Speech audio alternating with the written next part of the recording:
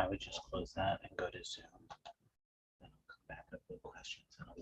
Okay. Hello and welcome to another virtual author event at the Poison Pen Bookstore. I'm John Charles, and the Poison Pen special guest author today is New York Times bestselling author Christina Dodd, whose new book is Point Last Scene. Before we begin, I'd like to let those tuning in know that the Poison Pen was able to secure a limited number of signed hardcover editions of Point Last Scene. And that's special because the regular format is trade paperback. So if you're a Christina Dodd collector, a Christina Dodd fan, or you know someone who is, we have copies while supplies last. Please feel free to give us a call at the Poison Pen or go online. We would be happy to hold one or put one in the mail for you. And now I would like to welcome back virtually Christina Dodd. Hi, John. How are you doing? I'm lovely. It's always delightful to chat with you. You're such an entertaining person and author. And as we start, I'd like to ask you to kind of go back in time and tell us a little bit about who Christina was before you became a best-selling author. Well, I started at the beginning as a baby, as most people do. But what I did as a teenager, my mother and I were by ourselves. And so I knew I had to get into school and get out of school fast and get a job. And so I became a draftsman. Designed roads, mines, and sawmills. And well, I was always a voracious reader. I just read a lot. And eventually, after reading for a while, I thought, this looks easy. I can do this, which is, the stupidest kind of ego there is in the entire world. And that's why it took me 2 children, 3 manuscripts, and 10 years to get published. So you were at home writing your first book, and that book turned out, the one that was published, turned out to be Candle in the Window. And that launched your writing career? Yes, that's the one. Historical romance. And it won the awards, and it's never been out of print. I think the original print one was like 25,000, and I don't even know. It's probably over 300,000 now. Oh. And eventually you branched out into other subgenres. You did contemporary romance, paranormal romance, romantic suspense, and now you're kind of dipping your toe into suspense with a little bit of romance. Is that how you kind of describe it? I think so, yes. I can't imagine doing a book without some kind of emotional relationship going on. But what happens with suspense, of course, is you can take that intense focus off of the couple and kind of branch out and give you some marvelous characters. And in this case, in Point Last Scene, we're in Gothic, California. It's a small town, and everybody's a suspect, so it's a lot of fun. Tell us a little bit more about Point Last Scene.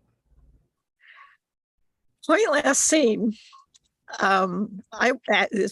is not the book I meant to write. The original book was a book set on the cruise lines and very closely related to the cruise lines. And I was well into it, and the pandemic arrived and the cruise lines shut off.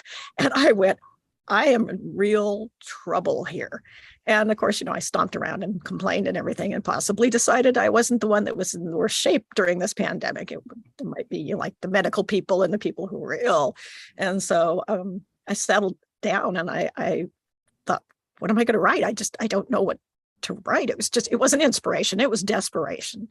And I dug out a scene that I'd never been able to start a book with that I always loved, which is a dead person rolls in onto the beach and is revived, and either says she's got amnesia or she actually does have amnesia. And I never could fit it into a story before, and I took it off from there and really went for it.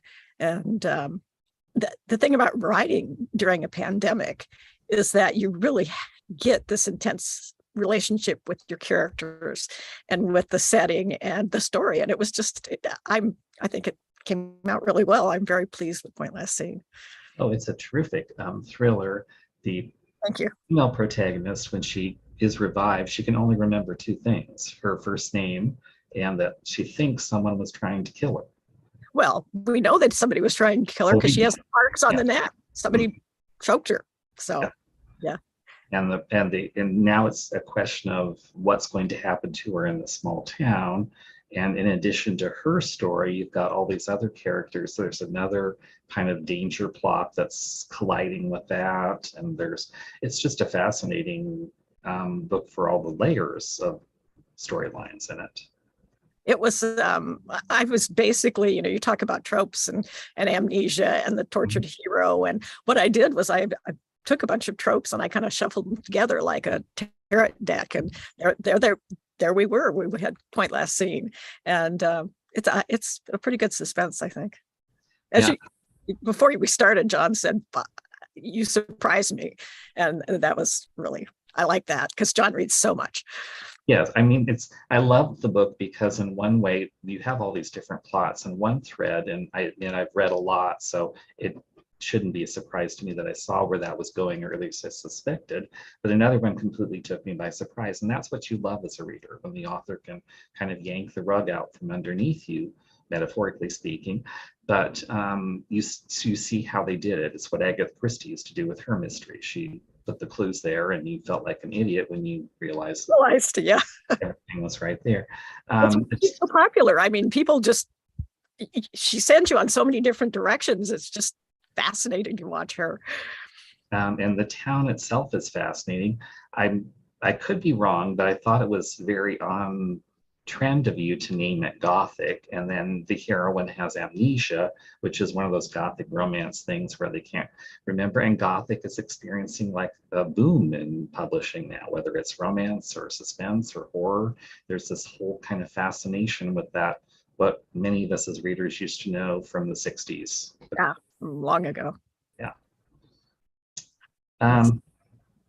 I think in many ways you're kind of, to paraphrase that quote, as an author, a mystery wrapped in enigma surrounded by a riddle or whatever it is, because you write, many of your suspense novels at least are so intense and so scary and so edge of your seat kind of things.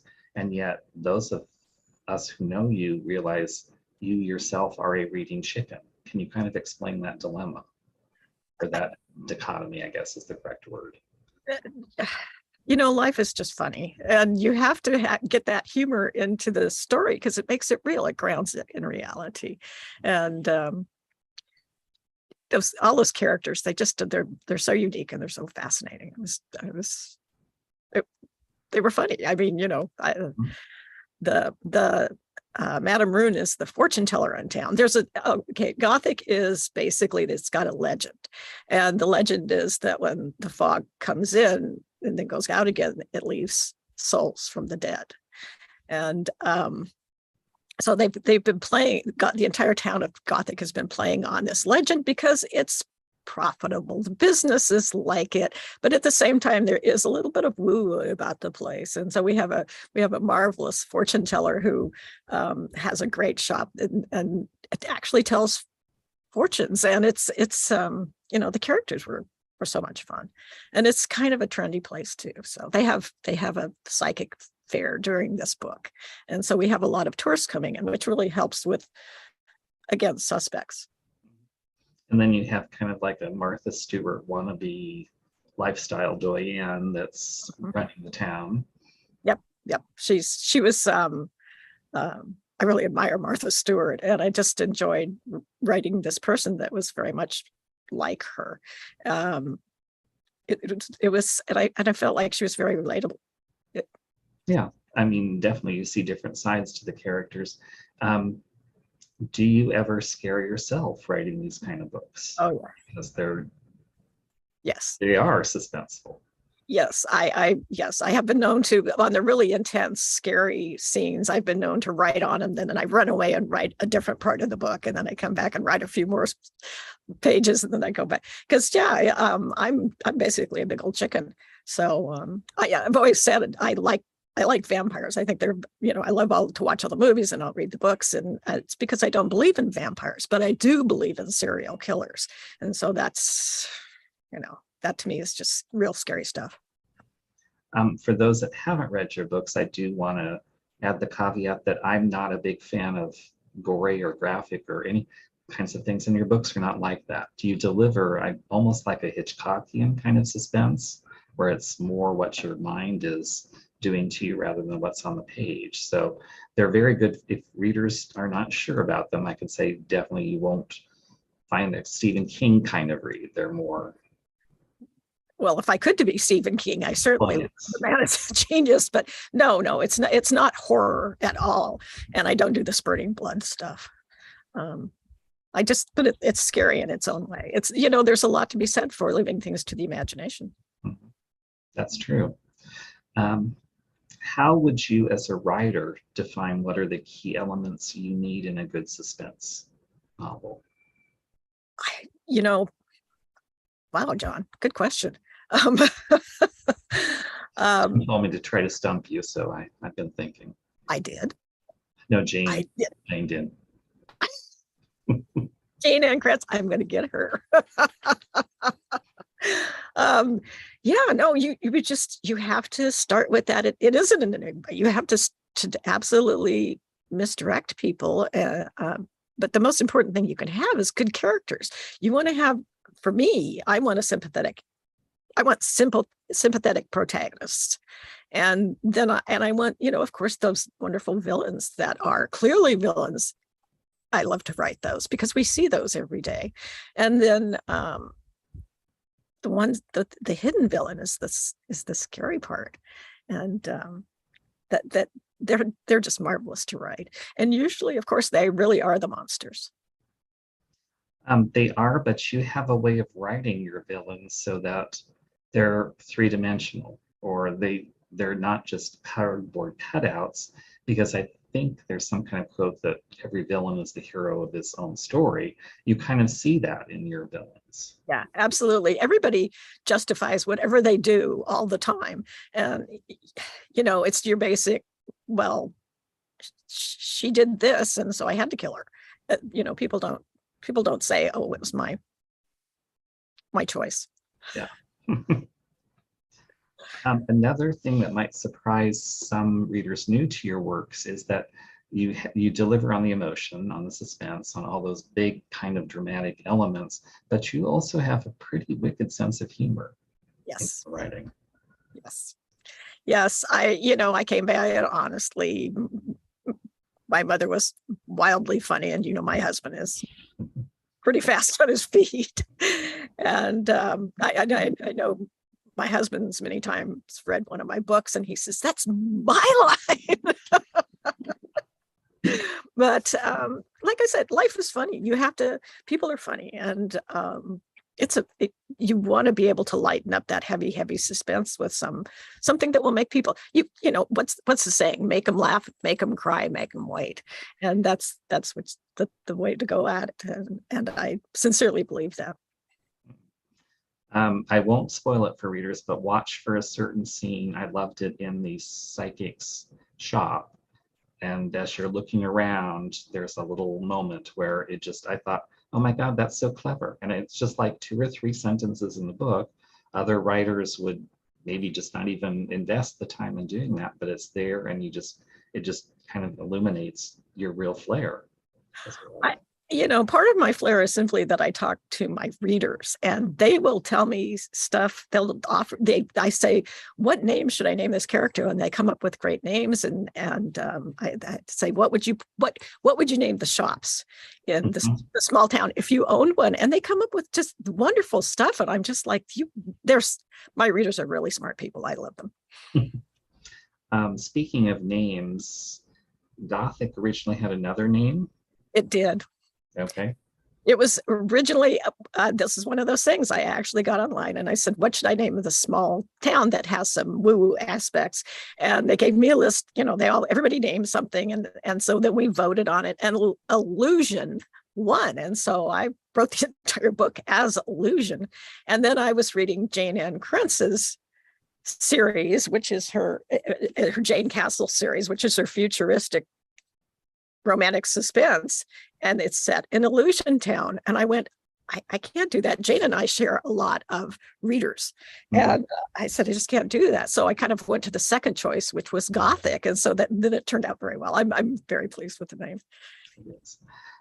Let's talk a little bit about your writing process, because many readers are fascinated with that.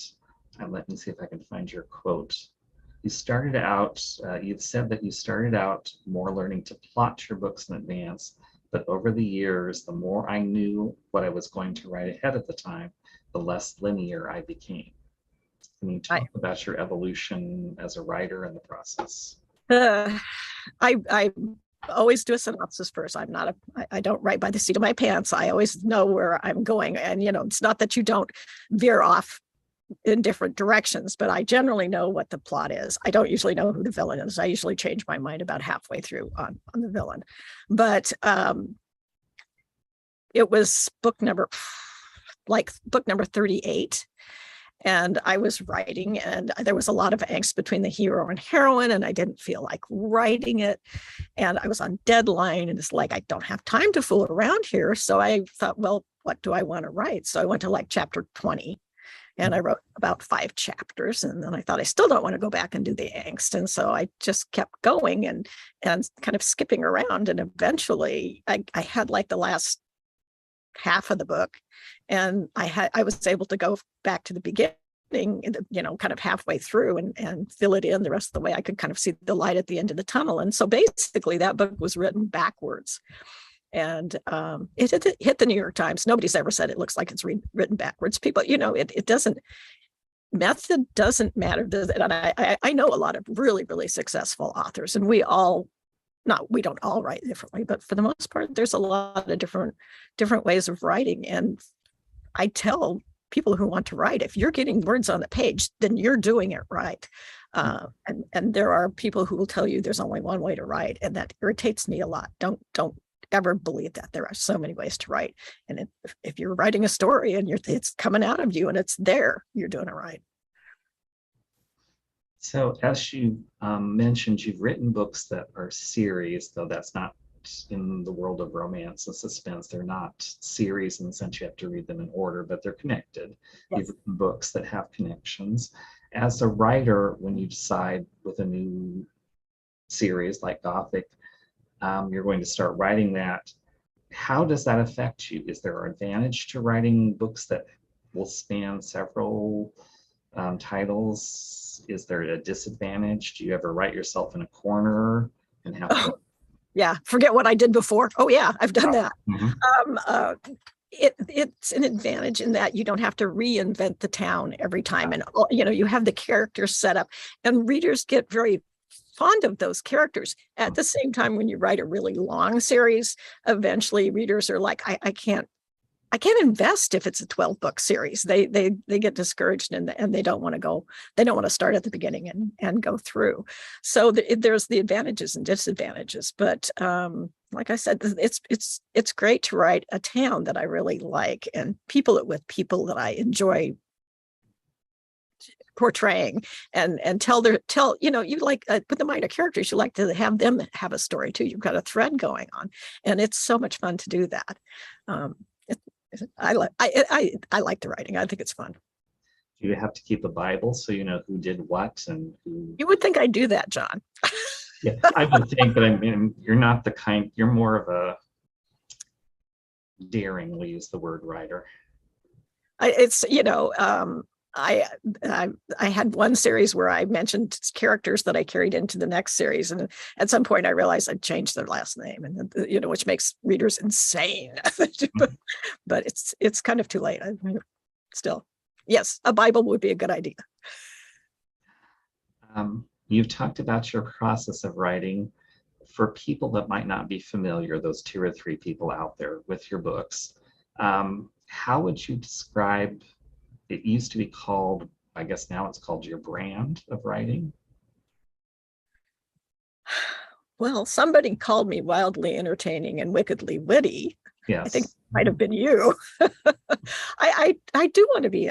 That's what I want. I want readers to really get in there and feel the emotions and walk in those characters' shoes. And at the same time, I do want them to have a moment where they laugh a little bit, and as well as sweat and run and fear. It's important. Nobody wants to actually have the kind of life that I write about. It's not very comfortable, but it's wonderful to read about. Yeah, it's escapism. Sure, absolutely. I think what's might be surprising to those that aren't familiar with your books and are starting to read them. You have written so many different kinds of books, but your voice is consistent throughout those books. So if you're reading a Christina Dodd historical romance, or you're reading Point Last Seen, that voice is the same. The story may be different, the goals may be different for the characters, but it's your voice that remains consistent. My mother was very proud when I was published, of course, and she, when I published book number 20, she, only my mother would do this, sat down and she started at book 1 and she read the entire thing, book 1 through 20, and she gave me the most marvelous compliment. She said, I can see how much your writing has matured as you continued on and learned so much.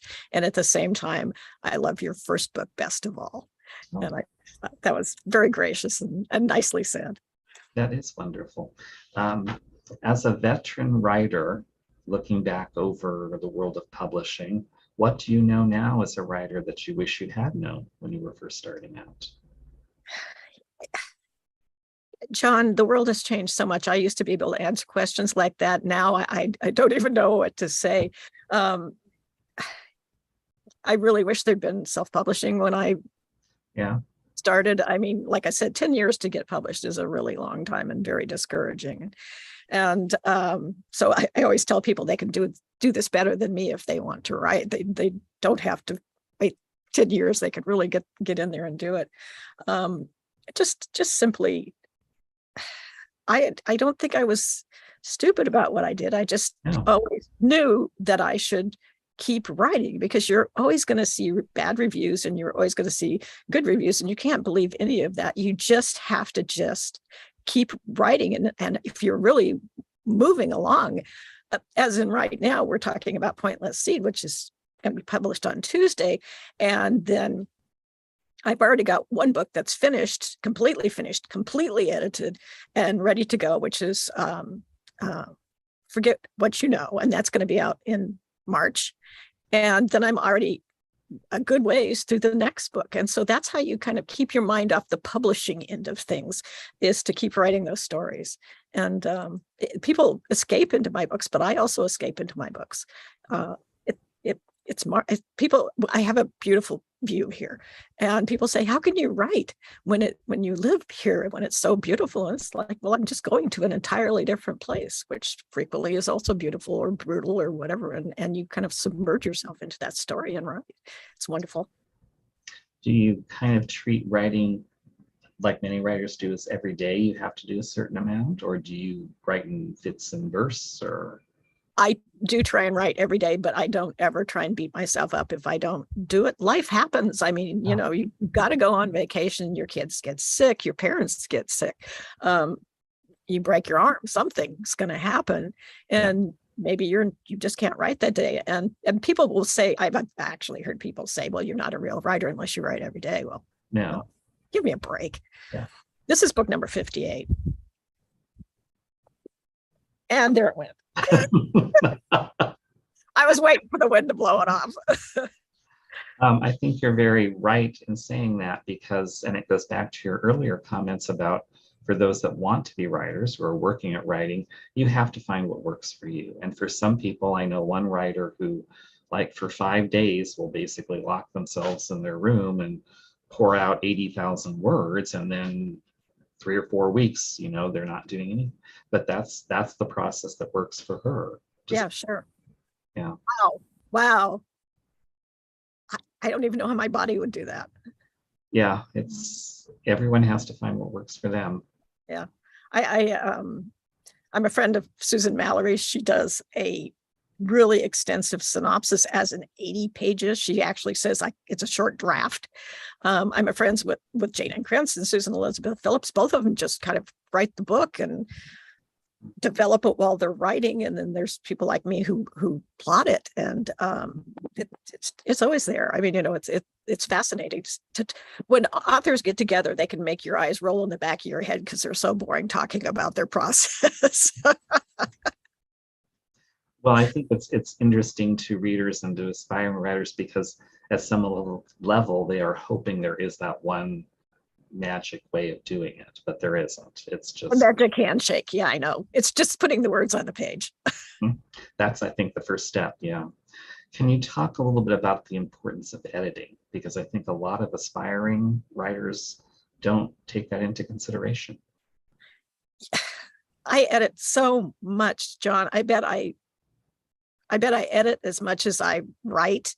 And not only that, I edit every day what I wrote the day before, and then before I send it in, I read the entire thing and I edit it again, and then I send it to my editor and she edits it and I do it again. And then in cases now there are sensitivity reads, and so again we do another edit there, and then there's the copy edit. By the time I get done with my books, I've really read them enough, trust me on this, but it also there's a security in there knowing it's been edited so much, and I feel like I've nailed the book, quite frankly. Let's see. We've talked about the writing process. Let's talk a little bit about you as a reader. You said you were a reader from early on. Have you read anything recently that you'd like to share? I have. I mean, basically, I brought this one in because it's Guild Boss. I love the Jane Castle books. I just think they're so much fun. They're futuristic, and the romantic suspense is always great. And these are my favorite. I just love them. And there's the Dust Bunnies, of course. Susan Elizabeth Phillips. Yeah. This is the classic opposites attract. We have an opera singer and a football star going on an ad campaign together, and we have a killer mixed into the whole thing. Yeah. And it was so much fun. And she is a marvelously funny writer. She writes so incredibly talented, and she's one of those writers where it's the rare instance where I want to say write faster. I know her process is her process, and but you just want to say write. Yeah, she's also, if you know her, she's just a force of nature. I mean, she's really something. And I mentioned this before, Susan Mallory. She's my friend, but this is the Boardwalk Bookshop. And I think this says everything to everybody who ever wanted to own a bookshop or have anything to do with books. And this one's on a boardwalk, so we're on the beach. Oh, it's doing so well, and it's so marvelous. Everybody should read this one. And this one, John, is the one you recommend, which is Love and Saffron. Did you read it? Yes. And John said it when he recommended it to me. He said it renewed my faith in humanity, and it really is. It's such a wonderful, charming book. One more, just because we were talking about writing, and I brought it out. I don't read writing books. I will go to writing classes. I really enjoy it, but I don't usually enjoy writing books. This one is the one I do. This is The Writer's Journey, and it's based on the Joseph Campbell books. And he was an analyst for Disney, and he analyzed what was working in their movies, and then he ended up expanding it into an entire book. And this isn't a book that I read straight from one to the place to the other, but it's kind of like the Bible. If I'm having problems, I flip it open to any page, and it sets me back on the right track. He really explains things well. So this is the writing book I recommend. Oh, I've heard about it, but not being a writer, I did not know much about it. So that's fascinating to know. It's a very interesting book, and we have the 25th edition there. I actually have two other editions that are in trade paperback, and I finally said, I'm getting the hardcover. I have it in multiple positions all around the house. So what are you reading, John? Well, you mentioned Jane N. Krentz as her Jane Castle pseudonym. I've just finished her September book, Sweetwater and the Witch, which is another Harmony book. You can never go wrong with Jane, whatever name she's writing under. It's got it all. It's got suspense, danger, a little bit of paranormal stuff going on, dust bunnies. The wonderful thing about that book is we will have signed copies at the Poison Pen. So if you're interested, if you're a Jane Ann Krentz, Jane Castle fan, you'll want to reserve one of those now, because they're going to go quick, I'm sure. I'm sure I will make sure I get one. Yeah, she's like like you, Jane is an author who, it doesn't matter what she writes, her voice is consistent for me Yes. as a reader. So I like her historicals, I like her contemporaries, I like her futuristics. The voice is what carries me as a reader. Yeah. Another book that I would suggest to people this summer is Ruth Ware. I've loved her books. The It Girl is her July release. It just came out a few weeks ago. I was a big Agatha Christie reader when I was younger. I still love her books. I love the movies, love everything Agatha Christie. And you're always searching for the author that writes like that once you've finished them. And there's been a lot of writers that have come and gone over the years. They say, oh, the next Agatha Christie, blah, if you loved Christie, read this. And they've never really quite filled that slot for me, but Ruth Ware does. I mean, she's not a knockoff. She does her own thing. But in the It Girl, it's a girl goes to Oxford for her college education, meets the fabulous, well-to-do, money, friends, popular. She's her new roommate. They're bond for a year. The roommate is murdered.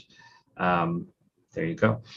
And then it seems like they know who did it. The protagonist actually sees him leaving the room, but after that murderer dies in jail a few years later, it turns out he was not the killer. So now who among her circle of friends was the one that did it? What I love about the book is, like Christie, you'll be reading and she'll mention these little things like such and such a character was a pharmacology student and he was doing this thing. Is that a clue? Am I supposed to be paying attention? Or is it a red herring? So you get those elements in there, and that's the It Girl. So that was my big splurge of a read, other than Point Last Scene, which is fabulous. Oh, thank you so much. Have you read the J.T. Ellison, Her Dark Lies? Yes, that was very much in Rebecca. the spirit of Rebecca. And I love that too, because Rebecca is one of my all-time favorite books too. Okay. It's part of that whole wave of Gothics that's been coming and going for the last couple of years. Mexican Gothic, I think, was another one that was very much in that spirit. And this year, the big hot book, and we were fortunate at the Poison Pen to have the author virtually, was The Hacienda. And I cannot remember the author's name, but it was like everything that the publisher promised for a debut and more. I need to get it. I heard a recommendation about it and then didn't get it, so I'll have to do it. That's the thing that continually amazes me, is there people who come into a library, bookstore, or whatever, look around and I can't find anything to read. It's like, oh my God, really? Going into a bookstore for me is that I find way too much to read. It's walking out with a stack of books and thinking, wow. Yeah, it's like money in the It's bank. not like it is. I know. I know. Actually, I saw a cartoon one time and with a guy sitting in his library, and they said, are you ever going to die? Or are you going to get all these books read? And it's like, no, I can't ever die. And it's the truth. You just simply can't. Yeah. Speaking of bookstores, one of your early career incarnations was as a bookseller. How do you think that helped you as a writer working in I was already writing when I went there. I did not tell her I was writing. I was very quiet for a very long time about writing. But I went in and I said, I'll work for free. And she knew me. I was a regular customer. And so she kind of went. So I did. I worked for a month for her for free, and then she started paying me. And it was you really learn what people like to read, and you learn how to. You don't make judgments about what people read. If they like to read mystery, that's wonderful. If they like to read romance, that's wonderful. Okay. He just glued it down.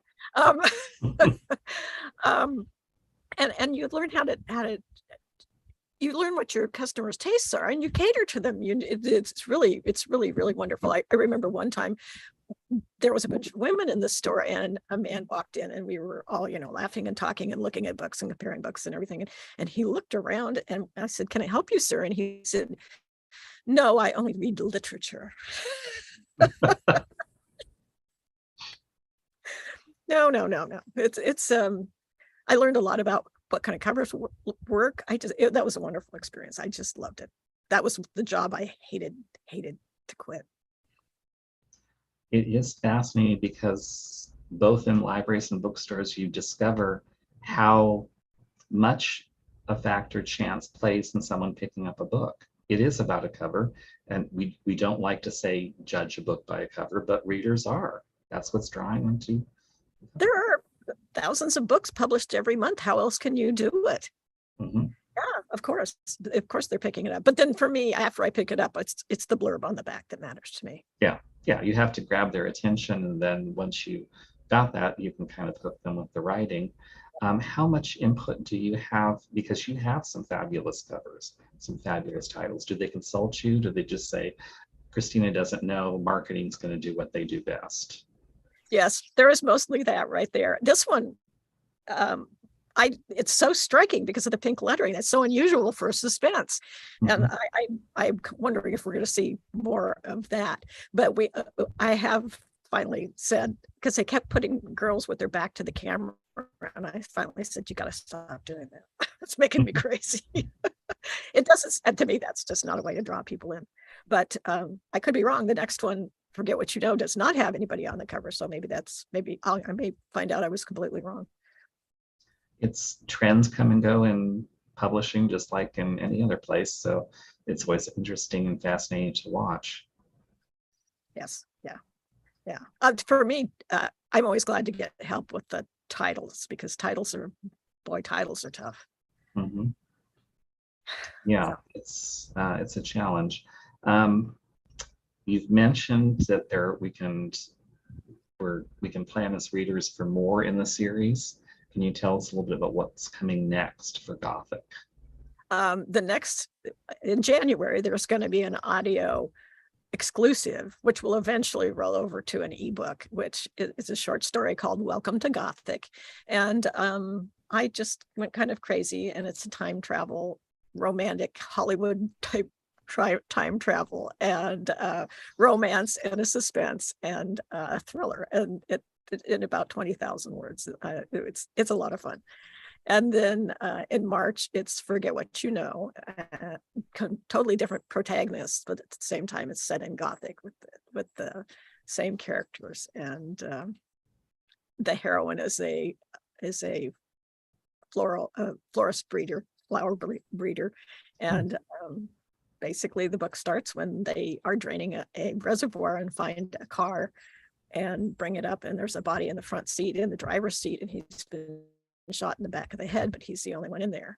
And he also has a treasure with him, and the treasure is what sets off the whole plot, the whole story. Oh, sounds fascinating. The heroine protagonist is involved in flower hybridization, did you say?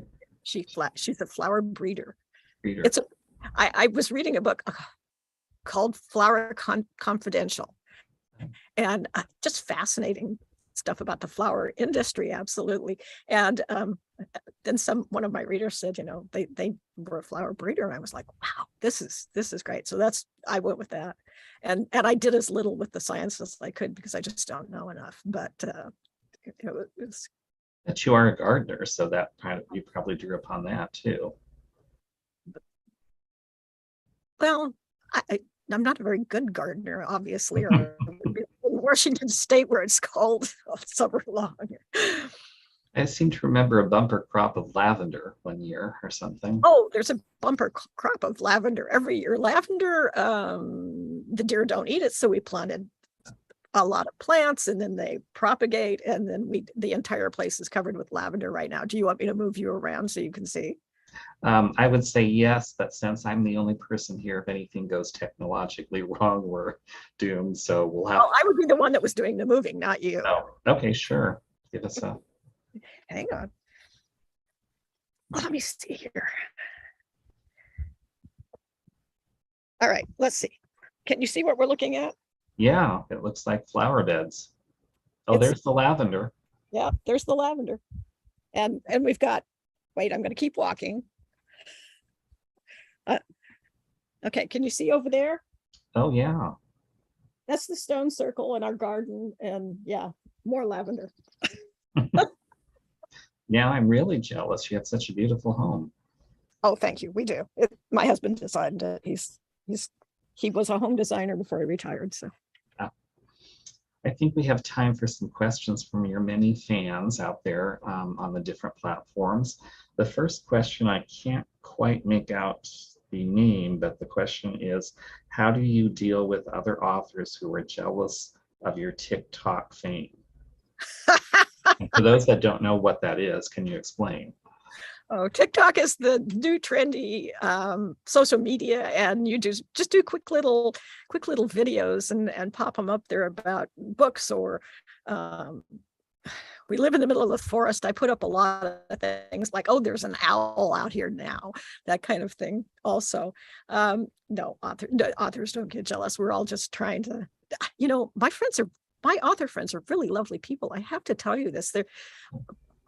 Authors are pretty, I've known a few stinkers, but mostly they're really great people.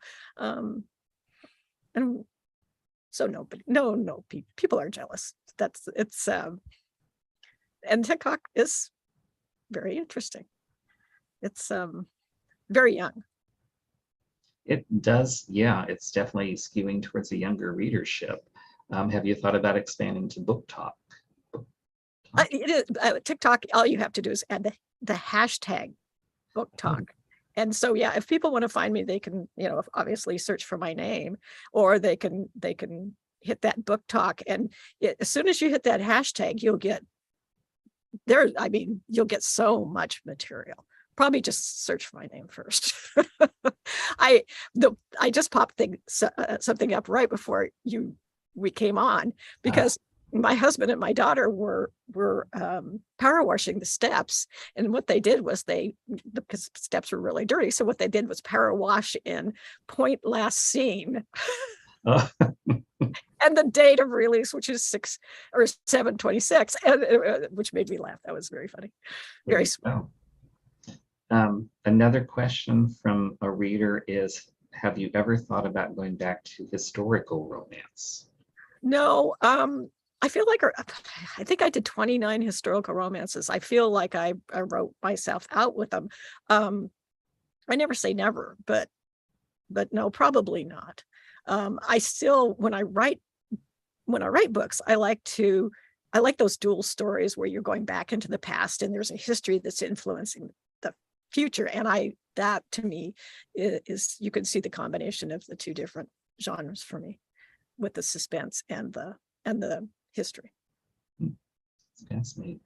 This is actually an interesting question. Someone writes in, if you could write any book other than those that you yourself have written, what book would you choose? Jane Eyre. Oh. That's too hard. There's too many. The Nightingale. There's just, you're just talking so much. I would love to write something that is as delightful as this. I just think this kind of thing is so great. Yeah, it's well, that goes back again to the author and their own voice. It's not a book you could write because you're not charming in that way, unfortunately. you have a lot of skills, Christina, but heartwarming is not one of them that I'd apply to your books. But there's a lot to be said for books that just make people happy. And I know I don't do heartwarming, but the great thing that people really don't talk about very often in this job is you actually do get letters and emails with people saying the most touching, wonderful thing about your books, because everybody has their problems. And if they get distracted at the right time, you really do take them away from their troubles. And that's a great gift, and yeah, kind of a privilege to know too. Another person has written in, are you a big movie fan? And if so, what are your 3 favorite movies? I'm kind of a flip-flop movie fan. I love The Fugitive. The Wrong Alibi was kind of based on The Fugitive with Harrison Ford. I kept trying to make that plot work into a story, and I finally managed it. And Wrong Alibi worked very well with that plot. Probably my favorite movie all time is The Sound of Music. Really? Well, I guess. And then, of course, The Martian is I just think it's a wonderful movie. I thought it was a wonderful book, and I thought it was a wonderful movie. And when I'm feeling discouraged, I really like to watch The Martian, because it's just such a triumph of the human against nature type story. I enjoy it. Plus, there's Matt Damon.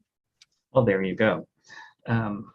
Another person wants to know, how did you keep yourself occupied during the pandemic other than writing?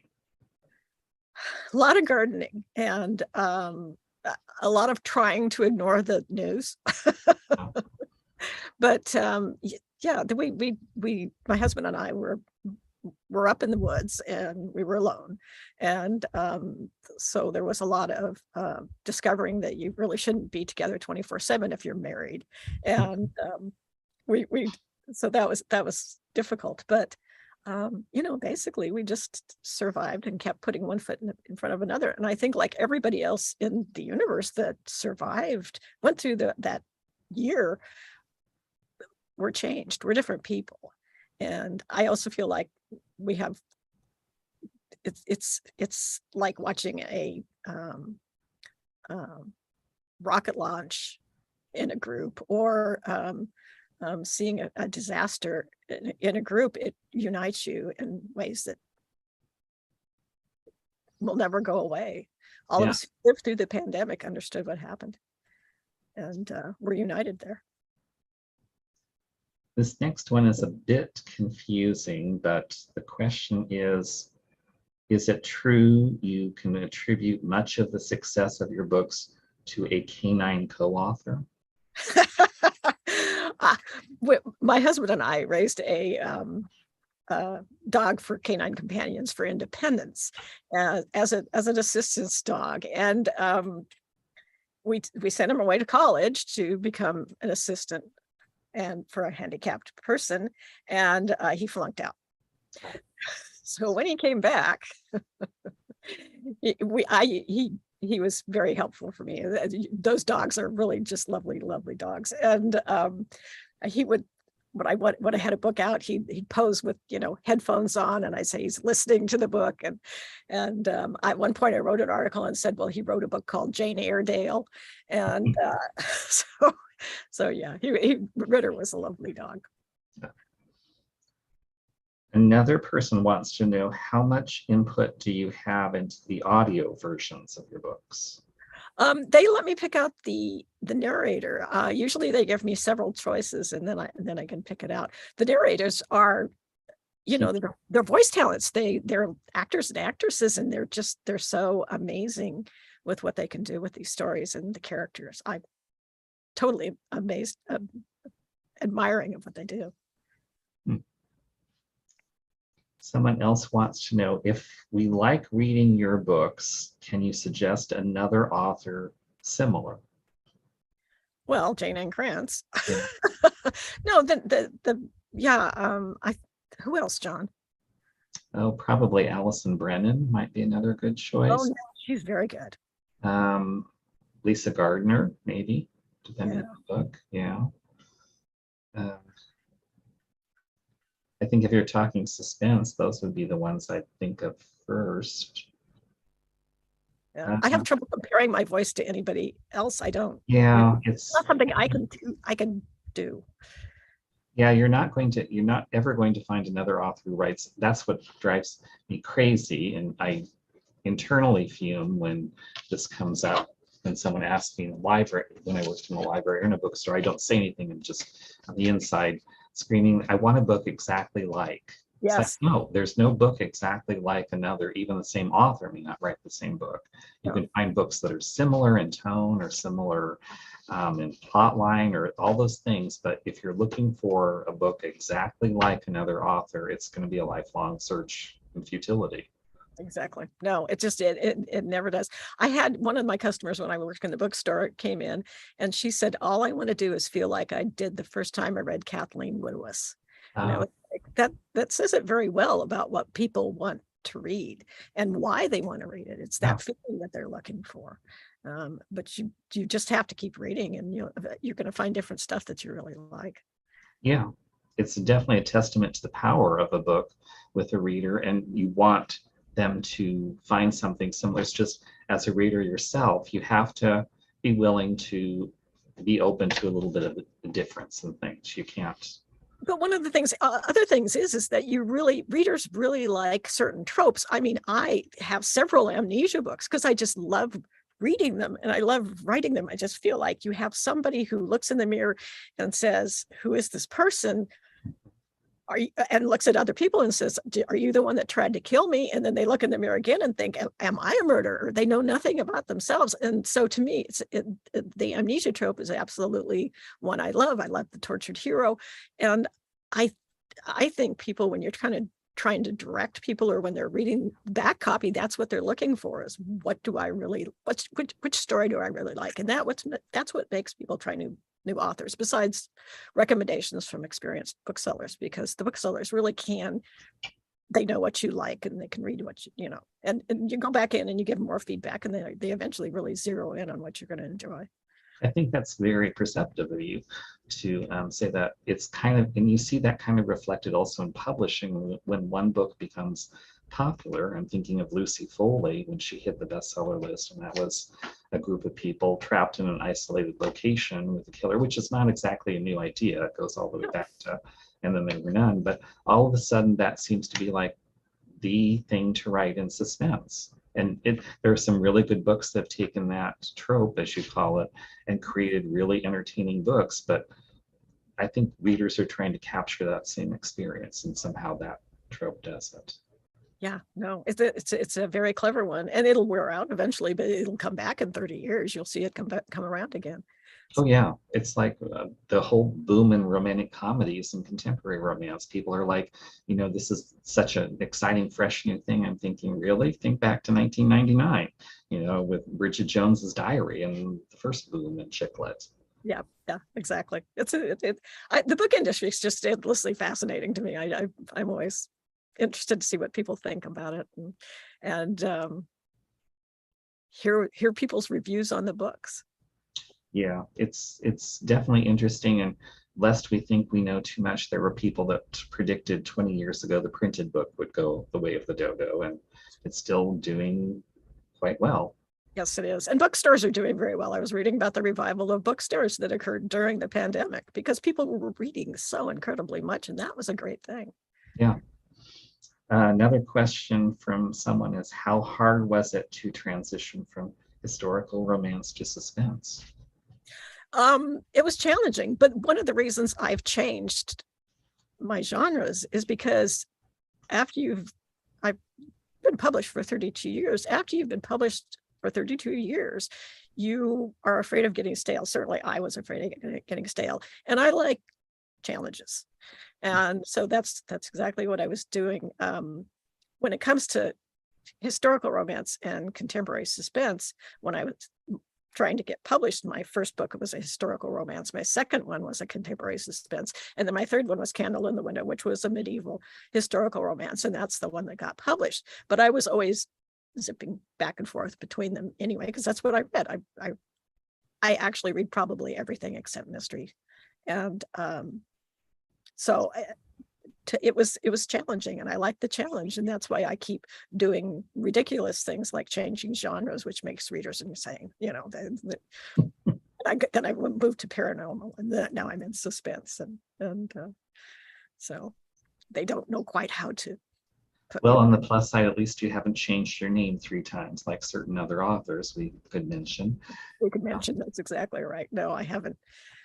Well, you're not even coming up with all of her names. She's. Oh, I know. If you go far enough back, there were more than 3, but yeah. But I think that's a dilemma for authors, and I can understand on the one hand when you want to significantly change what you're writing, why you might want to go with a pseudonym or a different name, because there are some readers who may not look at the back of the book or the jacket copy, or they'll just pick it up on the name and thinking, wait a minute, why is this person doing suspense? I wanted. Yes, exactly. Yeah. So yes, no, I can certainly see changing your name, but I haven't done it. So I'll probably continue to chug on like this. Another question is, you've written so many different types of genres. Are you hoping to write something that you haven't? I guess, are you hoping to write in a genre that you haven't tried before? I have a fabulous idea for a YA Oh, mystery like a Nancy Drew in medieval times, but I'm trying to refrain. well, you had me up until medieval times, and I was like, really? Okay.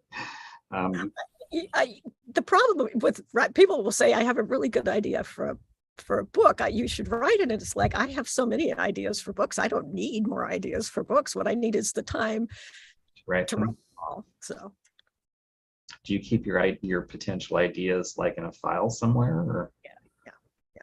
It's just, plotting is, that's really the fun part of it. And if you can get together with when those of us who know each other have plot problems, we tend to get on the phone and talk to each other, or Zoom or something like that. And you can really get having different brains if you've got a problem while you're writing really helps. And so it's a plot group, and you sit there and plot books for each other. And that's a lot of fun too. Before we run out of time, which is rapidly approaching, how can readers learn more about your books and you? Do you have a website? Do you have a newsletter? I do have a website. It is, wait, ChristinaDodd.com. And please sign up for my newsletter. I'm a writer. I do a good newsletter. I frequently have readers tell me they like my newsletters as well as they like my books. So, and you can find out all the information there. We keep it very up to date. That's great. And TikTok. And TikTok, absolutely. I'm on Facebook, of course, and Instagram and Twitter and all that stuff. But yes, TikTok's really the thing that's coming along. Well, it's been just a thrilling hour with Christina Dodd, whose new book is Point Last Scene. Before we leave you tuning in, I do want to let you know we do still have a few copies left. So if your summer wish is to have a signed hardcover edition of Point Last Scene, hurry, order now, go online, give us a call. We'll be happy to hold them aside. It's the feel-good summer beach read of the year. Yes, and it makes a great gift. So oh, that's true. Think of Christmas. Yeah. Yes, exactly right. Thank you so much, John. It's always a pleasure to visit with you and Penn. Thank you, Christina. We're looking forward to your next book, and thank everyone who's been tuning in. Thank everybody. We hope to see you for another virtual author event or in person at the Poison Pen Bookstore. Absolutely. It's a great bookstore. Now I lost you. Oh, am I gone? Yeah, well, no, I'm still here, but in case I lose you, thanks, Christina. Thank you so much, John. It was delightful. And thank you for all your praise on Point Last Scene. Oh, I loved it.